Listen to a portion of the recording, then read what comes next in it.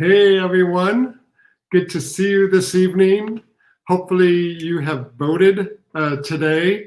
If you haven't, if you're on the East Coast, you've by now lost your chance to vote. But if you are on the West Coast, you still have some time, or even Central time zone, you have time. So that's my public service announcement for today. I'm Mike Gelman. I am a coach, author, speaker, consultant, dad, proud dad, a lot of different roles.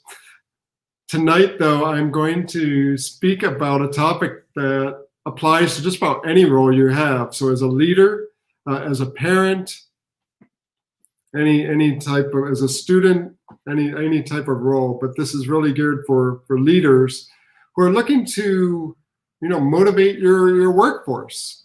And so this is the next to last installment of my Engaging Your Employees series. If you've missed the previous ones, then go ahead and scroll back in the feed on LinkedIn or Facebook, and you can see the other topics that I've covered around leadership. And my goal of doing these broadcasts is really just to kind of give you some of the fundamentals that are often overlooked. I worked with supporting, developing, building strong teams over close to 15, 20 years. And I just want to share some of my lessons over that time. And I'm going to give you some strategies, 5 strategies that you can use. And one of the biggest challenges that we have as leaders is kind of a tricky proposition, because we often use a carrot stick mindset with motivation, and we make I think what's called kind of the fundamental attribution error in psychobabble terms, where we assume, in a way, consciously or not so consciously, that people won't be motivated unless we dangle a carrot or have a stick, some type of threat, and instill some fear in them to motivate people. And that's really, at a deep down level, that can certainly have impact, right? We dangle bonuses, we dangle other incentives at work, such as free snacks, the corner office in the olden days. In COVID times, you can't even offer that because we're all working from home practically.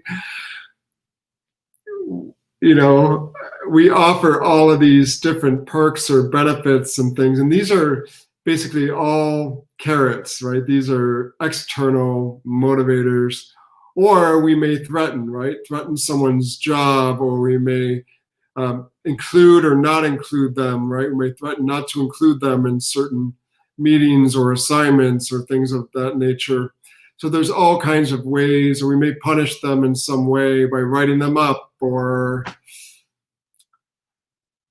firing them, right? Ultimately. So there's a lot of different things. And when I'm asked, I just came off of a coaching session just now of a manager that's trying to motivate one of his employees who's promised to do better and hasn't. Has a positive attitude, but just hasn't done better. So how many of you run into that? So I'm going to go ahead and share some strategies for you on how you can maybe skirt around the carrot stick approach and get to a deeper, what I call more intrinsic, tap into their natural motivation. How can you tap into their natural motivation versus imposing some type of motivation? So that's going to be the gist of my focus. And I'll just share with you, it comes out in different ways. For me personally, in terms of my motivation, about 4 years ago, I left my corporate job, well-paying job, 6-figure income, Fortune 500 company, stable company, and I left it to do what I'm doing now as my High Five Career Coaching. I have my own business and whatnot, and so I gave up a lot. And so why would somebody give up all of that?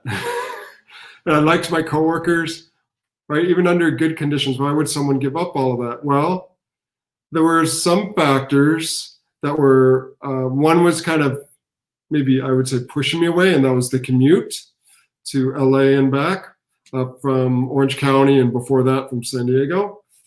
But the other thing was more of a pull, and that's really what I want to focus on, and that was the internal motivation. And that pull was, I had a desire to express myself in a different way, entrepreneurially, when it boils down to it. And so I had a lot of ideas I wanted to explore and tap into that I wouldn't really be able to do in my current corporate job. There's some things I was able to do, and I was there for 11 years. So obviously, you know, it worked for me in most respects. But things evolve though. And so what interests us, what motivates us can evolve over time. And for me, what I was looking for was something a little bit more dynamic, something more where I could have some more control over exploring ideas and things of that nature. And so that was it. And you know, the fear was there, right? So a lot of people are motivated, they let fear motivate them, and they don't leave, even though they want, and they're miserable, and they just put up with it. So that's kind of a lesson there. If you're using kind of the stick approach as a leader, kind of using kind of that fear or takeaways, you might get compliance, but you're not going to get their heart. You're not going to get their discretionary effort necessarily. So what if you had a workforce where you were able to tap into that, where you were able to get their full engagement and get that discretionary effort, where they wanted. I have a client I finished working with a number of months ago who actually told me, as we were just kind of reflecting on it, her progress, she said, you know, Mike, I actually look forward to Mondays now. I mean, what if your workforce was like that? What if your team was like that looks forward to Mondays? So here are some strategies for that, and what might be getting in the way of that happening. So the first thing is around expectations, getting an understanding of their expectations. So motivation, a lot of times, is we're motivated by, you know, to the extent we're always calculating in our minds, if I put in this much effort, what's the outcome, or what's the we're all doing this payoff, call it payoff probability calculation, a payoff probability calculation. If I put in this amount of effort, what kind of outcome can I expect, can I reasonably expect, right? So that's a factor that most are doing. So for example, with my one client who had an employee that promised to, for example, be more responsive, you know, be more timely, right? That comes up with many leaders trying to manage their workforce, their teams, and they're not doing it well. For them, the payoff might be that they can do other things that they prefer, or they can sleep in more, or there's not really a consequence of any sort, right? In this case, there's not a stick or negative outcome if they don't, at least in their mind. And for them, the payoff is maybe just more flexibility, right? Or less stress, who knows, right? So we all do this calculation. We all do this calculation. And, you know, for me, there was also a time where we need to do expense reports. For me, I hated doing expense reports. I still don't like doing that type of work, the administrative. I'm good at it when I sit down and do it, but it just drains me. It drains me. And so, I remember I had a payoff of even up to $1,000, $2,000 to do it. I had that reason. That's an external motivation to do it, to get reimbursed my $2,000 of expenses. But for me, the pain of going through it, and oh my gosh, how onerous it was to fill out the forms and log and copy receipt, to me was just more painful in the immediate sense than the payoff it would have been to be reimbursed. And so I procrastinated on it. I procrastinated. And so we're always doing that calculation. And that's kind of an external thing. That's an external thing. And also I didn't need that money to pay my bills. I was fortunate at the time where it wouldn't break me if I didn't have that money. Now, today with my own business, I absolutely would do that. So it would break me. Right? So I had another reason, more reasons now where I would do that in a timely fashion. Again, but that's more because my internal, for my own survival and to pay my my assistant and whatnot. All right, so we're always doing that. So Victor Vroom has this model, an expectancy model. This is kind of a Psych 101 thing. I remember from many years ago, more than 2 decades ago. We'll just put it that way. But an expectancy model, and that model is really what this is about. Now, another aspect of this, and there's the second insight, I should say, I don't know if even know if these are strategies, they're more insights into how motivation works, is the locus of control. So I attended, for example, a seminar last week. It was a California Human Resources Conference in California. And we had this woman, Carol Quinn, who was talking about motivation and the concept of hiring people, right? And so, she brought up, the locus of control. Many times we feel like there's an internal locus of control and external. And with an internal locus of control, the locus is basically your center of control. So if we view that we internally have a sense of control over our outcome, by that our actions, what we do, will lead to a certain outcome, then we're more likely to do it. We're going to be more motivated to do it. If we feel that it's an external locus of control, like it's beyond it's luck, right? Or we don't have any influence over the outcome, it's somebody else controls it, then we're going to be less inclined, less likely to do it. Like, why bother? It's not going to make a difference. Some people say, oh, why vote? It's not going to make a difference if I vote in the long run. So with that mindset, then we are adopting more of a victim mentality, and we're going to be less likely to do something unless we're forced to. Okay. So really, one of the secrets of motivation is really tapping into an employee's locus of control and helping them feel a greater sense of control. That's where the whole empowerment philosophy comes from, right? By not only giving them the responsibility, but the authority that gives them a sense of control there. So that's another aspect of the expectancy model, the Vroom expectancy model is where they feel that control is there. Okay? So the third insight is, how much do you really care about them? Or how much do they care about the outcome? So maybe they feel they have control, like if I do this, yeah, pretty good probability I'd make it.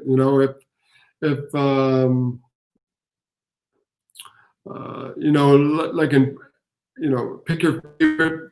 Let's take the Lakers. They just won the playoffs. If I pass the ball to LeBron James, it's likely that we'll score, right? So I'm going to dish it off to LeBron, or LeBron saying, I'm going to take the shot, I'm likely to make it, right? So that's a sense of confidence, a sense of, but do I care?